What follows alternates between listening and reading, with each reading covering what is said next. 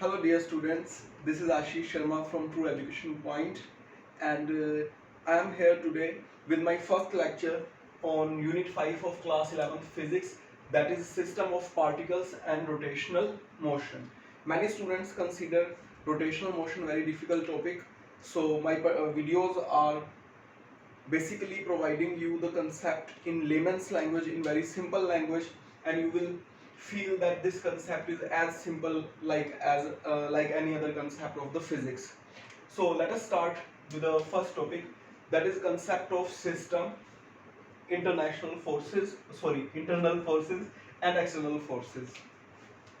So what is a concept of system in physics? अभी तक आप जो पढ़ते आए हैं, जैसे फिफ्थ यूनिट से पहले आपने फोर्थ यूनिट के अंदर पढ़ा होगा वर्क, एनर्जी, पावर और वर्क डन जैसे आपने निकाला, तो आपने किसी एक पर्टिकुलर ऑब्जेक्ट पे, जैसे कोई ऑब्जेक्ट है जिसकी पोजीशन है, हमने उसका सेंटर, उसकी पोजीशन हमने कंसीडर किया ऑब्जेक्ट की, हम उस पर एफ फोर्स लगाते हैं, ऑब्जेक्ट मूव करता है डी डिस्टेंस, तो हम centre to centre distance measure करते हैं, डी डिस्टेंस मेजर हुआ, as distance is measured in the direction of applied force, हम वर्क कैलकुलेट करते हैं F dot D, as in this case आपका D और F के बीच में थीटा जीरो है, तो आपका जो W है वो एफ डी आ जाएगा, क्योंकि आपको पता है F डॉट डी क्या होता है, एफ डी कोस थीटा, और थीटा यहाँ पे जीरो है।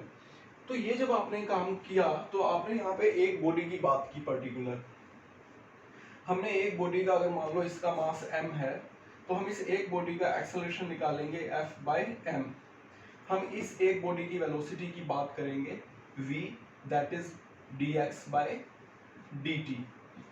अभी तक हमारा यहाँ पे हमने सिस्टम वाला जो कंसेप्ट है वो इंट्रोड्यूस इसमें नहीं किया, क्योंकि ये जो बॉडी थी आपकी, ये एक सिंगल बॉडी थी जिसको हमने माना कि ना ये अपनी शेप चेंज कर रही है, ना ये अपना साइज चेंज कर रही है, और ना ही इसके जो पार्टिकल्स हैं उनके बीच में इंटरनल कोई भी मोशन आएगा, वो फिक्स हैं एक दूसरे के लिए। जनरली जिसे हम रिजिड बॉडी कहते हैं, एक्सटेंडेड बॉडी, रिजिड बॉडी जो है वो हम अभी अपने रोटेशनल मोशन वाले चैप्टर में भी पढ़ेंगे। बट व्हाट अबाउट, कंसीडर, आप ऐसे इमेजिन करो कि आपके पास एक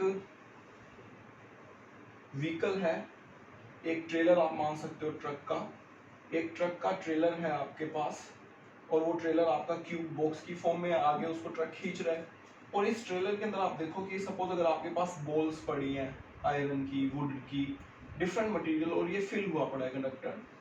अब आप देखो कि जैसे ही अगर मान लो हम इसको मोशन में लाते हैं, हम इस पे एफ फोर्स लगाते हैं कंटेनर पे, तो वो एफ फोर्स जो कंटेनर पे लगेगा वो डिपेंडिंग ऑन इनकी प्लेसमेंट, इनका फ्रिक्शन कितना है बॉल का आपका कंटेनर की फ्लोर के साथ या साइड वाली दीवार के साथ, इनकी अटैचमेंट कैसे है बॉल के साथ, ये आगे मूव करेंगे। इनमें से कुछ एकदम से पीछे जाएंगी बॉल्स, जब ट्रक आगे जाएगा ब्रेक लगेगी तो बॉल आगे भी आएंगी। तो कंटेनर की जो वेलोसिटी है या ट्रक की जो वेलोसिटी है वो एक सिंगल वैल्यू होगी, क्योंकि हम उसको as a single body consider कर रहे हैं। लेकिन इसके अंदर जो ये डिफरेंट पार्टिकल्स हैं, इन सब की वेलोसिटी, एक्सेलरेशन एटसेट्रा अलग अलग होएगा। तो हम इन सारे अलग अलग पार्टिकल्स को स्टडी करें अगर, तो it will become little difficult. तो हम किसी भी एक एक्सटेंडेड बॉडी को along with the particles which are there in a body, doesn't matter whether those particles are fixed with respect to each other or they are moving, we can always consider them as a single system.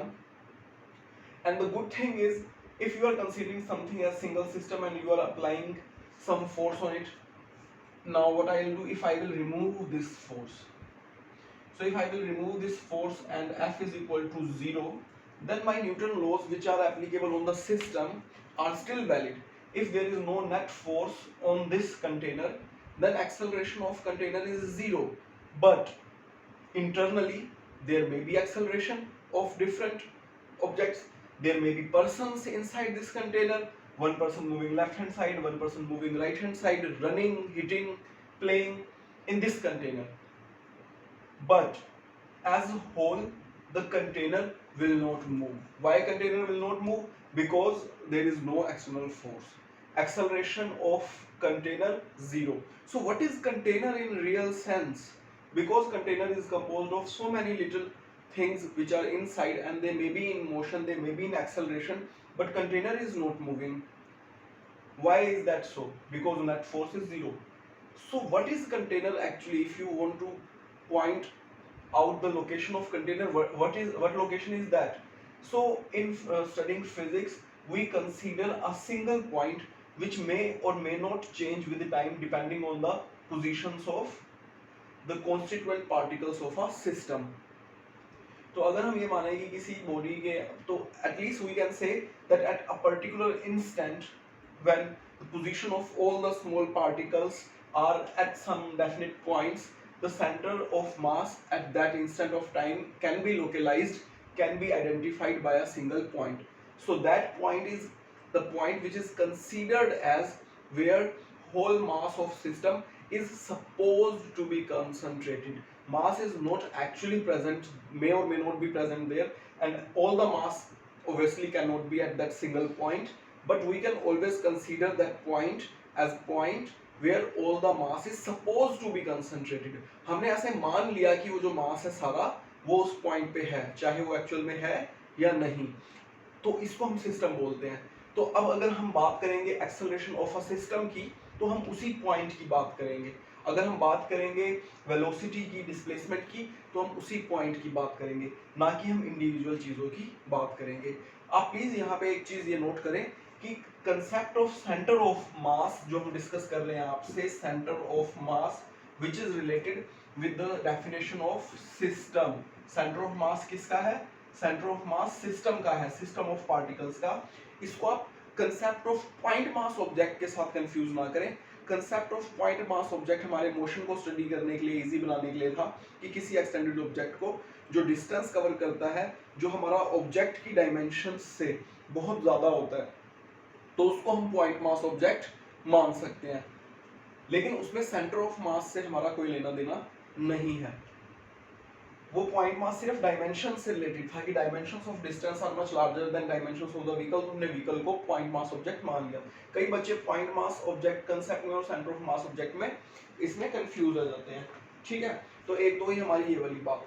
इसके बाद हमारी दूसरी बात जो है about after understanding the concept of system which may be made up of number of bodies, next is the concept of internal forces and external forces.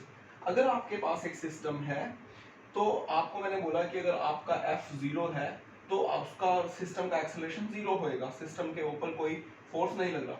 लेकिन internal जो particles हैं दे मे बी मूविंग.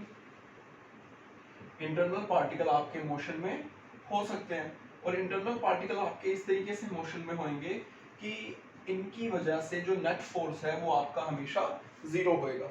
अगर आप इसमें notice करें किसी भी internal forces को जो मैंने दिखाए हैं छोटे छोटे एरो से, तो they will be like that कि वो हमेशा इक्वल एंड ऑपोजिट एक दूसरे से कैंसल हो जाएंगे. जो भी इंटरनल फोर्सेस होंगे वो हमेशा इवन होंगे, क्योंकि हर एक एक्शन की एक रिएक्शन होगी, और वो हमेशा पेयर्स में होंगे, इक्वल एंड ऑपोजिट होंगे, और उनका इंटरनल फोर्सेस का सम आपका हमेशा 0 आएगा.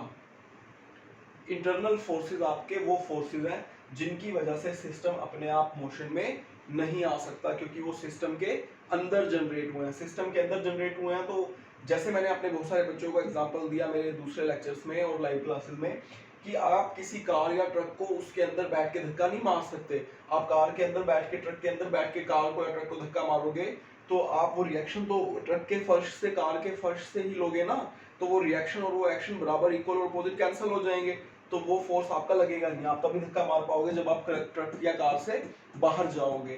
तो इंटरनल फोर्सेस जो है, ये बात आप अपना कंसेप्ट बना लें कि वो हमेशा पेयर्स में होते हैं और वो एक दूसरे को कैंसिल कर देते हैं. और ऐसे ही जो एक्सटर्नल फोर्सेस हैं वो आपके सिस्टम के ऊपर रिस्पॉन्सिबल होंगे एक्सेलरेट करने के लिए. अगर हम non zero external force F लगाएंगे, पूरे सिस्टम का मास कैपिटल एम है, तो पूरे सिस्टम का एक्सेलरेशन जो है वो external force divide by capital M, that is mass of system. You will get this acceleration. So that was about internal and external forces. I will go very quick about kinds of motion in a rigid body, and then I will do the first derivation, that is the derivation of center of mass of objects. तो अभी हम क्या करते हैं इसमें, in this lecture I will discuss you the types of motion, and then in next lecture I will discuss with you how to calculate the position of center of mass of two particle system. तो हमारे पास सिर्फ 3 तरह के motion हैं। जैसे अगर आप किसी ऑब्जेक्ट को आपने एक इंक्लाइन प्लेन पे, तो ये है हमारा टॉपिक टाइप्स ऑफ मोशन। आपने किसी एक पर्टिकुलर बॉक्स को किसी इंक्लाइन प्लेन पे रखा और वो स्लाइड हो रहा है, तो आप देख रहे हैं कि वो बॉक्स सिर्फ स्लाइड हो रहा है, वो बॉक्स रोटेट नहीं करेगा क्योंकि उसकी शेप जो है वो रेक्टेंगुलर है, वो रोटेट नहीं कर रहा। तो ये इस तरह का मोशन जो स्ट्रेट लाइन में हो रहा है और जिसमें आपका ऑब्जेक्ट रोटेट नहीं हो रहा, वो आपका मोशन कौन सा है? वो आपका प्योर ट्रांसलेटरी मोशन है। इसमें सिर्फ एक डायरेक्शन में मूवमेंट हो रहा है, ठीक है।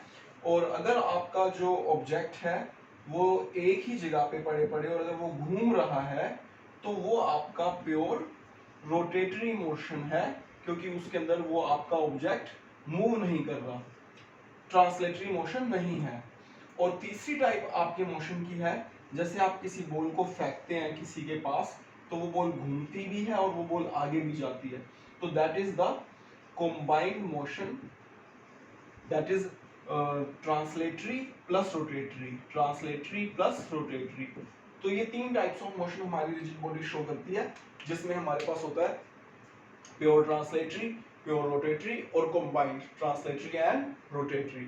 So with these words I will finish my first lecture on your 5th unit, and then in next lecture 5, this lecture is going to be 5A, then in next lecture, that is going to be 5B, I will discuss with you the derivation of position of center of mass. Like always, thanks for watching, take care of yourself, bye bye.